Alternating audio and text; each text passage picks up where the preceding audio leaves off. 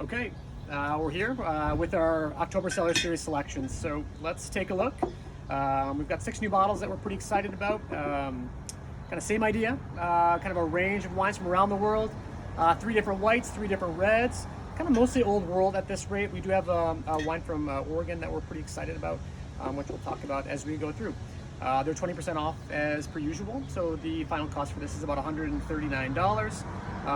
But you're getting some really, really dynamic special wines in this grouping. So it's October, like we're starting to cook differently and eat differently. We're looking for kind of more savory styles, which is really an exciting place to go for wine, especially with kind of these new flavors. Let's start off right here. We're going to be in Umbria. Umbria, being in central Italy, is kind of like an unsung area of Italy for different like dynamic cuisine and very dynamic wines. So maybe a little bit more famous for their white wine, or I'm sorry, their red wines, but their whites are really special too. So this is a grape called Trebbiano Spolantino, and where Trebbiano is quite common, Trebbiano Spolantino is actually quite special.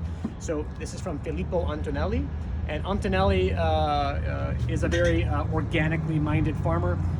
When you go to visit him there, he usually cooks a meal for you and offers you prosciutto that he makes on site. Cheeses that are from, if not his farm, the neighboring farms, and it's really kind of just a hands-on approach to his Trebbiano Spolantino. Bright, crisp, and mineral, but with plenty of depth of flavor as well. So really nice little wine from central Italy. We are moving to the mountains in northern Italy. This is the Abbazia di Novacella Kerner, so from the 2019 vintage. This is the German-speaking part of northern Italy. This is where it's quite mountainous. This is on the road to kind of the Brenner Pass, and the wines become very aromatic and very sun-kissed in a really lovely kind of way. So it is floral and spicy, but still very dry, which is a really nice kind of complement as you kind of start to move into like a little bit more viscous, more texturous kind of zone as we kind of get into our next white here. So really lovely wine, an old monastic tradition here. It's a working and functioning monastery and orphanage. It's pretty cool, so you don't see that very often. We are going all the way to the limestone kind of ridges of South Africa. So we are looking at De Westhoff here. This is a 3rd generation grower that really is taking unoaked Chardonnay to like this whole different place. There are textures and aromatics here that are really kind of suggesting like it's an oak barrel that's giving you that, but then you realize it's super clean and it's really chiseled. And then you start to realize, okay, like this is just really, really good Chardonnay. Spending time on its lees for 6 months before bottling. So kind of best of both worlds for me. Plenty of weight and concentration, but like really clean and just really, really delicious. So nice wine. Moving on to our one kind of token domestic wine here. So this is Division Wine Company, and Division really has kind of this young spirit in a lot of ways. It's a young grower. We haven't been working with their wines for too long, but when we work with them, like we work with them. We have their Chenin Blanc on the shelf right now and their Pinot Noir as well. So this is called Béton, and Béton is like their ode to like Loire, classic Loire blends.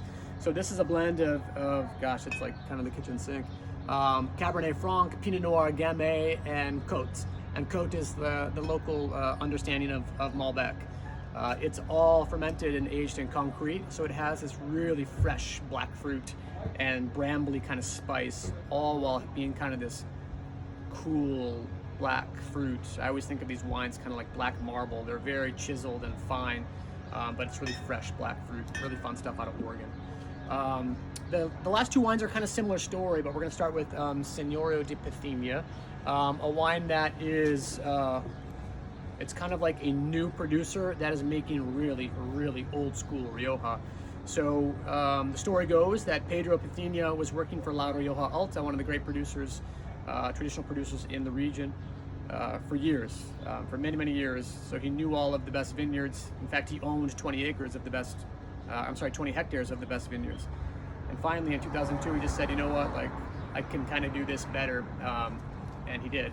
And so that's where we're at. So this is a 2009 Reserva. Spends 3 years in American oak barrels. Super aromatic, like great like dill and spice. it's like old school in the best way possible, and it doesn't come with a huge price tag, which is really nice to see. So last wine is coming from Châteauneuf-du-Pape, and this is the Trois Celliers. This is three brothers that are working together, and their first vintage was in 2007. So just an awesome value for really like kind of full throttle Châteauneuf. So if you're kind of thinking about, you know, grilling up a rack of lamb or kind of just these more complex meals, like this is just like right at home.